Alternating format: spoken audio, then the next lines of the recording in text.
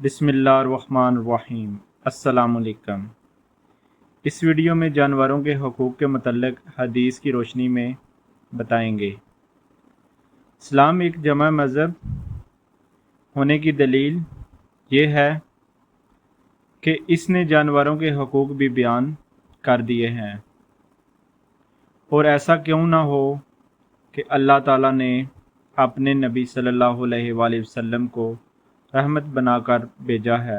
نبی کریم صلی اللہ علیہ وآلہ وسلم نے جانوروں کے حقوق بھی بیان فرمائے۔ بہت سی حدیث سے ثابت ہے کہ جانوروں کے ساتھ نرمی اور شفقت کرنا عبادت ہے۔ حدیث میں نبی کریم صلی اللہ علیہ وآلہ وسلم نے ارشاد فرمایا، ایک زانیہ عورت نے سخت گرمی کے دن ایک کتے کو دیکھا جو ایک کنویں کے گرد چکر لگا رہا تھا، اور پیاس کی شدت کی وجہ سے اپنی زبان نکالے ہوئے تھا، تو اس نے اپنے چمڑے کے خف سے کنویں سے پانی نکالا اور اس کتے کو پلایا۔ اللہ تعالیٰ نے اس کے اس عمل کی وجہ سے اس کی مغفرت فرما دی۔ ہر زیرو کو کھلانا پلانا باعث اجر ہے۔ ایک صحابی نے عرض کیا، یا رسول اللہ صلی اللہ علیہ وآلہ وسلم، میں اپنے اونٹ کو پانی پلانے کے لیے حوض میں پانی بھرتا ہوں اور دوسرے کا اونٹ آ کر اس میں سے پانی پی لیتا ہے، تو کیا مجھے اس پر ثواب ملے گا؟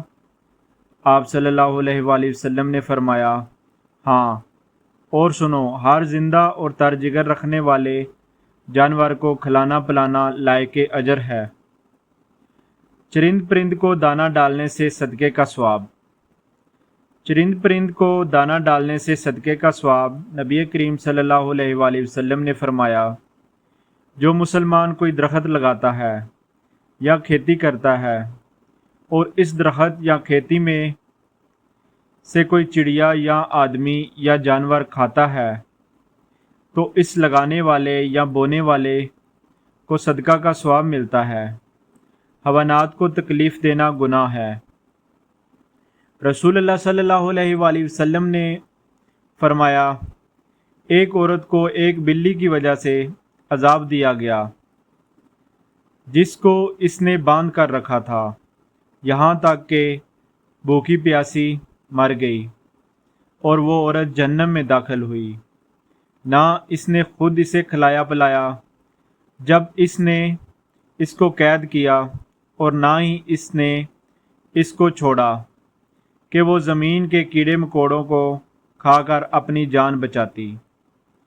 اور ترمذی کی حدیث میں ہے کہ نبی کریم صلی اللہ علیہ وآلہ وسلم نے جانوروں کے چہرے داغنے اور مارنے سے منع فرمایا۔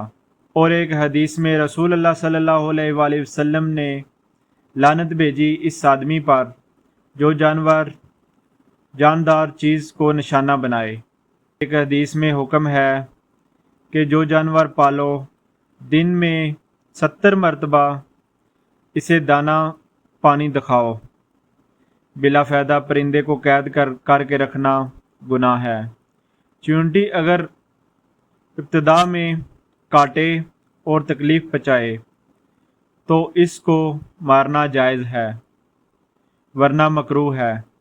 جوں کو مارنا مکروہ نہیں، جوں اور بچھو کو آگ میں جلانا مکروہ ہے۔ قرآن پاک اور حدیث و سنت کی مثالیں دینے کا مقصد یہ ہے کہ اسلام انسانوں کے ساتھ ساتھ جانوروں سے بھی رحم و کرم کی ہدایت دیتا ہے۔ آج کے دور میں حیوانوں کے ساتھ جتنا برا سلوک ہو رہا ہے، اس پر توجہ دینے کی ضرورت ہے۔ اللہ تعالی ہمیں ہر قسم کے حقوق ادا کرنے کی توفیق عطا فرمائے۔ اگر ویڈیو آپ کو اچھی لگی ہو تو اس کو لائک اور کمنٹ لازمی کرنا، کیونکہ آپ کے کمنٹ اور لائک سے ہماری حوصلہ افزائی ہوتی ہے۔ شکریہ۔